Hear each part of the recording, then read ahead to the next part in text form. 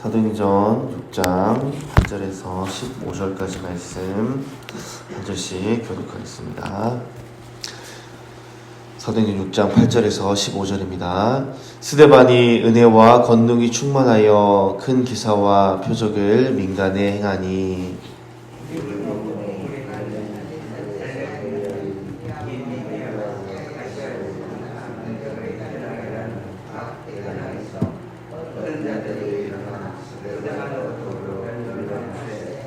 스데반이 지혜와 성령으로 말함을 저희가 능히 당치 못하여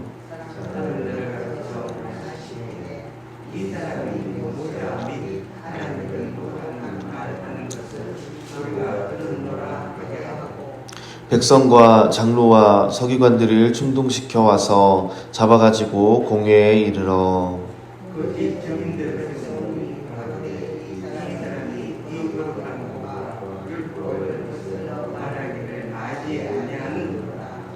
그의 말에 이 나사렛 예수가 이곳을 헐고 또 모세가 우리에게 전하여 준 규례를 고치겠다 함을 우리가 들었노라 하거늘 공회 중에 앉은 사람들이 천사와 같더라. 아멘.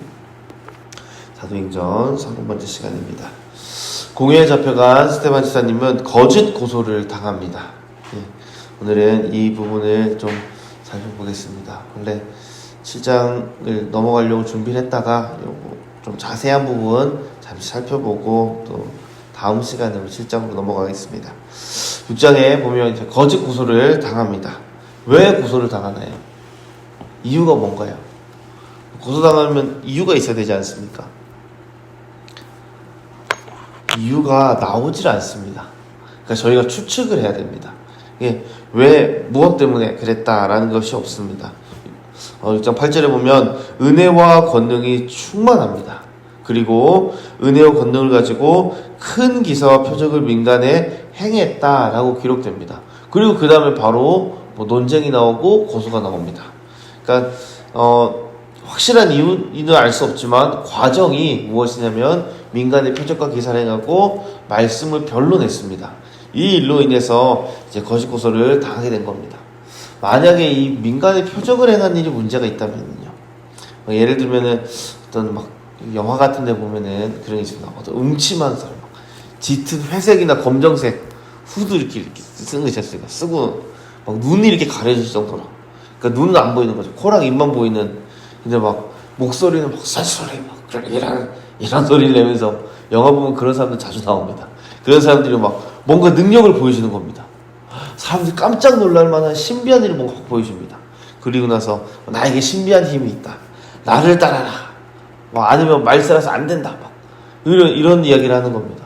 그럼 주변 사람들이 막 다 두려워합니다. 어떡하나. 저 사람 너무 무섭다. 근데 어떤 사람이 당신은 뭐 악마의 씨인 거 아니냐. 악마의 힘 아니냐. 막 이렇게 말하면은요.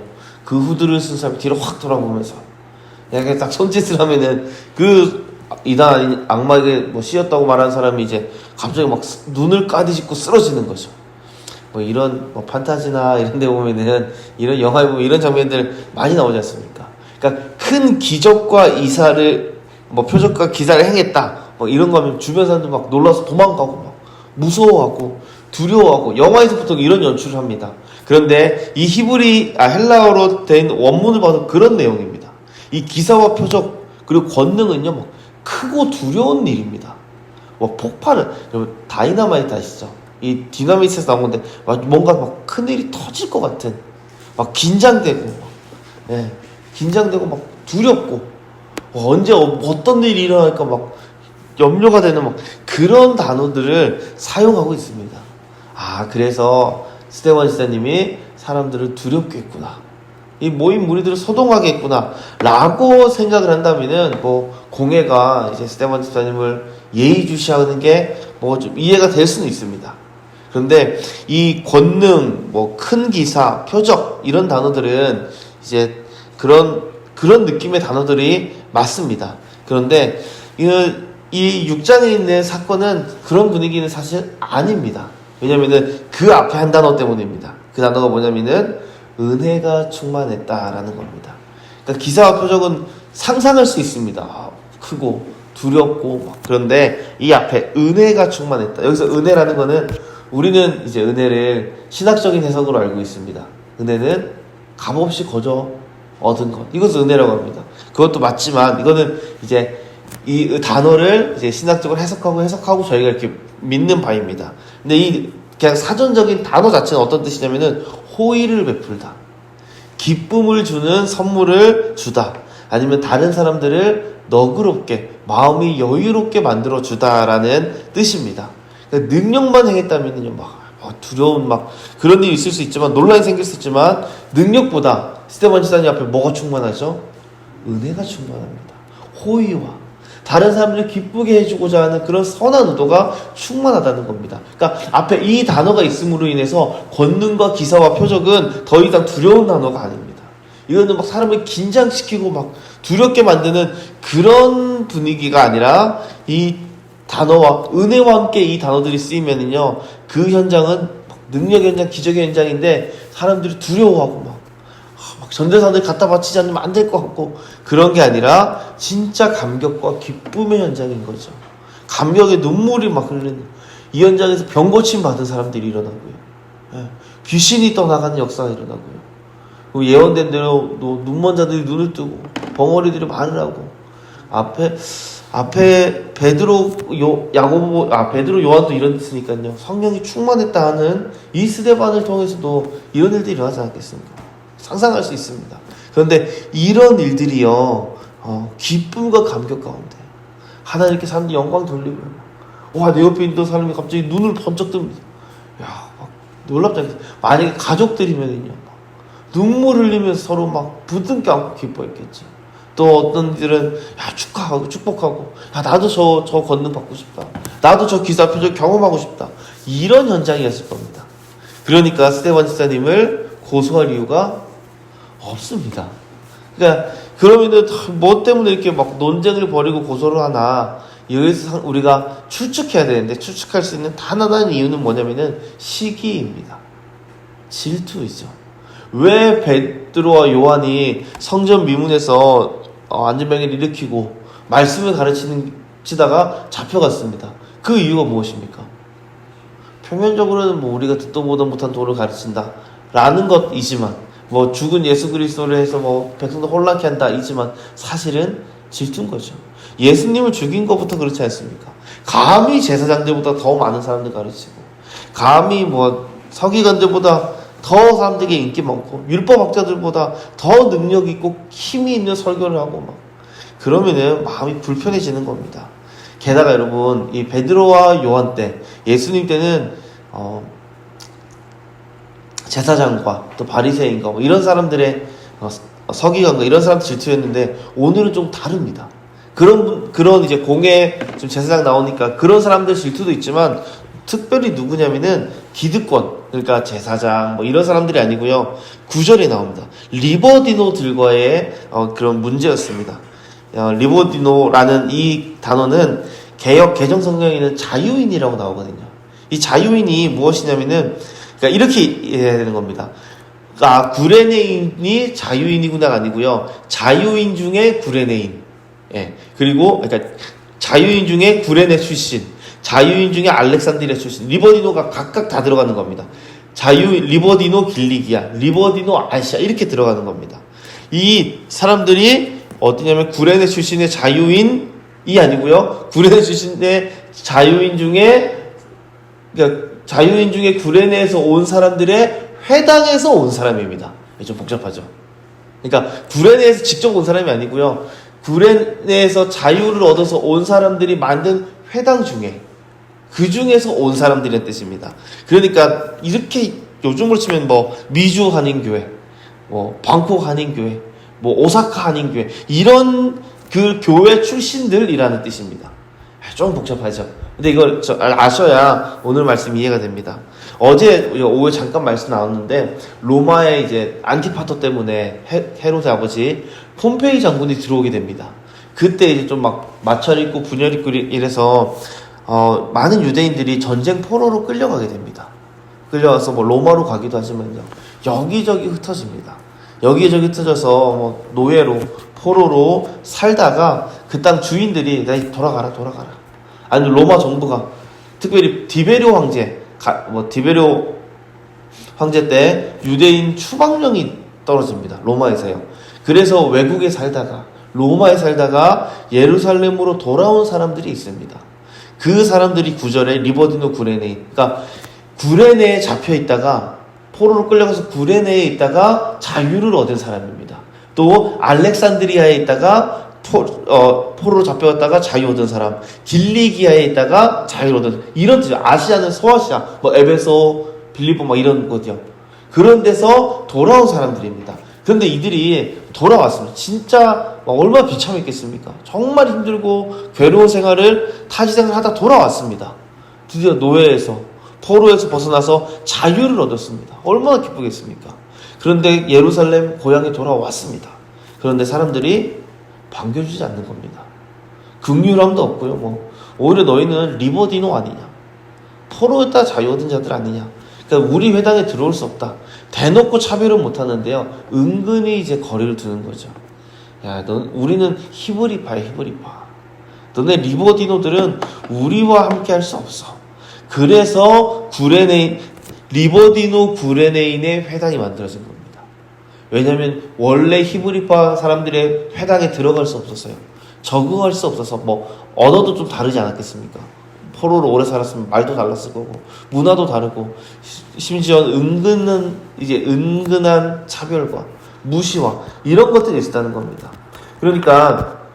그래서 길리기아에서, 리버디노 길리기아에서 온 사람들의 회당, 누구의 회당들이 막 생겨나기 시작하는 겁니다.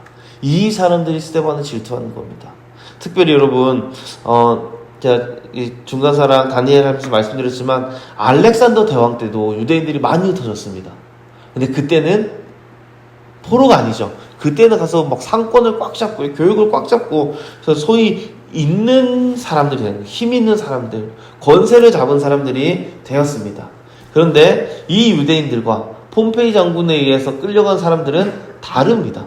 그렇죠. 전쟁 포로랑 여러분 해외 지사 발령받아서 가는 거랑 차원이 다르지 않습니까? 노예로 끌려가는 거랑요. 그래서 보통 헬라파라고 하면은 포괄적인 의미, 넓은 의미, 그러니까 자발적으로 간 사람들도 있지만, 흩어진 사람도 있지만, 그래도 알렉산더처럼 괜찮은 환경, 특별한 뭔가 보호가 있고, 좀 연줄이 있어서 잘된 사람들이 또 많은 그런 이제 사람들까지 포함되어 있는 겁니다. 헬라파 하면은 그냥 이방에 있던 모든 사람들. 하지만 그 중에서 좀 돈도 있고 권력도 있고 이런 사람들이 포함된 겁니다. 그런데 리버디노는 하나같이 어려운 사람들, 가난한 사람들. 그러니까 돌아와도요, 내가 노예로 살다가 포로로 살다가 퇴직금 받아서 왔겠습니까? 겨우겨우 힘들게 왔죠. 예루살렘에 왔는데 예루살렘 좁습니다, 여러분. 발붙일 땅도 얻지 못하고요. 정말 고향에 돌아왔지만, 그게 포로기한 했을 때처럼, 바벨론 포로기한 했을 때처럼 돌아왔지만 너무너무 힘든 시기를 살아가고 있는 겁니다. 그런데 헬라파 중에 뭔가 막 사람들 앞에 인정받는 사람이 있습니다. 우리는 회당도 같이 못 쓰는데 헬라파 중에 사람들 병을 고치고 말씀을 가르치는 사람이 있습니다. 그 열등감에서 나오는 시기, 질투가 생겼다라는 거죠. 게다가 돈 많은 헬라파는 인정받았을 겁니다. 왜냐면 헬라파 중에 나중에 사도행전이나 복음서 보면은 헬라파 중에 이름이 헬라파인데요, 높은 자리에 있는 사람들 많이 등장하거든요. 그런데 이 리버디노들은 가난하고 억압됐다가 이제 돌아온 그런 사람들인 겁니다. 우리는 유대인, 히브리파 사람들한테 인정 못 받는데, 우리는 이방인 아닌 이방인 취급받는데, 저 스데반 이름만 들어도 헬라파입니다. 저 스데반이라는 사람은 공회 앞에서 뭘 그리 잘났다고, 공회 아니고 그 사람들 앞에서 뭘 그리 잘났다 그러나 어떻게 저 감격적인 현장 한가운데 들어갈 수 있나, 우리는 변두리에 있는데 라는 마음이 생긴 거죠. 그러니까 너만 잘났나, 너도 이방 출신, 우리도 이방 출신 아니냐 라는 마음에 변론이 시작된 겁니다. 변론은 좀 괜찮아 보이죠. 근데 변론이라는 이 헬라어 단어는요, 헐뜯다라는 의미를 가지고 있습니다. 원래 여러분 좋은 신사적인 의미로 하려는 게 아니고요. 딱 저는 그 생각 나더라고요. 우리나라 정치권에 싸운다. 여당 야당 뭐 하나 잡으면은요. 정말 사납게 막 물어뜯지 않습니까? 딱 그 느낌입니다. 그러니까 이 리버디노들이요. 그래서 헐뜯기 시작합니다. 우리가 추측한 그 이유가 뭐라고요? 시기입니다. 그래서 이 시기와 질투와 열등감으로 이제 헐뜯는 게 시작되니까 성령의 지혜를 가진 스데반을 당해낼 수가 없습니다. 그러자 11절에서요. 사람들을 가르쳐 말시키되라고 되어 있습니다. 이거 어떤 의미냐면요. 돈을 주고 사람들 거짓 증인을 사왔다는 겁니다. 돈을 주고 거짓 증언하도록 시켰다는 겁니다. 그러니까 돈으로 거짓 증인을 사서까지 이기고 싶은 겁니다. 누르고 싶은 겁니다. 이 질투와 시기가 그런 거죠. 질투는 무섭습니다. 정말 무섭습니다. 어린 아이들부터 저희 애들부터 어제도 뭐 하나 주는데 누구 먼저 줬다고 왜 아빠는 나부터 안 주고 진짜 딱 이렇게 젤리 같은 게 껍질을 까주지 않습니까? 한 명 먼저 까주면 막 애들이 좀 기분이 안 좋을 때 난리가 납니다. 어린 애들부터 가지고 있는 질투인데요. 결과는 여러분 치명적입니다. 우리가 창세기를 통해서 이미 알고 있습니다. 가인과 아벨이요. 가인이 아벨을 죽일 이유가 뭐가 있습니까? 질투밖에 없습니다. 아벨이 뭐 했다고요? 예배 잘 드려서 하나님께 인정받은 것밖에 없습니다. 큰 틀에서 스데반 지사에 잡힌 거는 하나님의 계획이지만 그 리버디노들은요 시기심으로 인해서 가룟 유다처럼 악하게 쓰임 받은 겁니다. 가룟 유다도 쓰임 받았죠. 예수님의 구원 계획에 요긴하게 쓰임 받았습니다. 그런데 선하게 쓰인 게 아니라 악하게 쓰인 거죠. 이 리버디노들이 딱 그렇다는 겁니다. 질투에 눈이 멀어가지고요. 반면에 스데반 집사님은요 모든 사람들이 쳐다봤는데 하나같이 천사의 얼굴이다 라고 느꼈다는 겁니다. 시기와 질투는 사람의 눈을 멀게 합니다. 사고를 경직시킵니다. 내가 왜 이런지도 모릅니다. 그냥 그 욕망, 그 감정에 막 휘둘렸어요. 그거밖에 안 보이는 거죠. 뭔가 하나 꽂혀서 질투가 하면 주변 상황 아무것도 신경 쓰지 않고요. 상황이 이래서 그런 거 모릅니다. 그냥 오로지 화가 나는 그 감정만 가지고 있는 겁니다. 젊을 때 그런 일이 많죠. 이 말씀은 그럼 청년들에게만 적용해야 되나요? 그렇지 않습니다. 나이가 들어도 질투가 여전한 분들이 있습니다. 제가 종종 말씀드리지 않습니까? 전도지 가지고 권사님들 싸우신다고요. 그건 좀 영적인 질투 아닙니까? 그래도 싸우는 건 아니지 않습니까? 사울을 보면은요, 다윗을 향해서 조절되어 있지 않는 분노. 나는 천천히인데 너는 만만이냐, 사위인데도 죽이려고 하지 않습니까? 그런데 여러분, 이때 사울이 질투심을 느낄 때가 중년을 넘어 노년을 향할 때였습니다. 그러면 요나단과 다윗 나이 차이가 좀 많이 나거든요. 친구라고 하기에는 좀 거의 삼촌 조카 정도의 느낌이거든요. 아마 미갈은 이제 늦게 얻은 딸일 겁니다. 그런데 그런 요나단의 아버지 사울이었으면은요, 거의 나이 차이가 상당히 많이 났을 겁니다. 그런데도 질투가 난다는 거죠. 질투라는 감정은 진짜 조절하기 쉽지 않습니다. 이게 마음대로 내가 질투하고 싶다고 하고 하기 싫다고 안 하고 그런 건 안 되지 않습니까? 그래서 우리에게 필요한 건 뭐냐면은 날마다 우리의 마음과 우리의 감정을 하나님께 맡겨드리는 겁니다. 하나님, 제 마음 가운데 좋지 않은 생각들이 들어갑니다. 꼭 질투뿐이겠습니까? 미워하는 마음, 아니면 분노, 우울감, 시기, 증오, 여러 가지 우리 가운데 좋지 않은 감정들이 생겨날 때가 있습니다.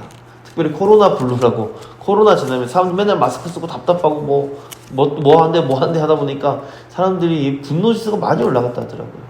그래서 고속도로에서 크락션 잘못 울리면은 예전보다 싸움이 그렇게 많이 난다고 합니다.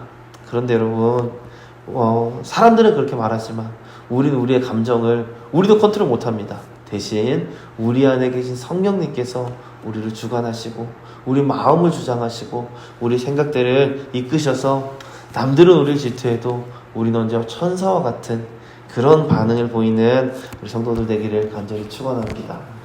기도드리겠습니다.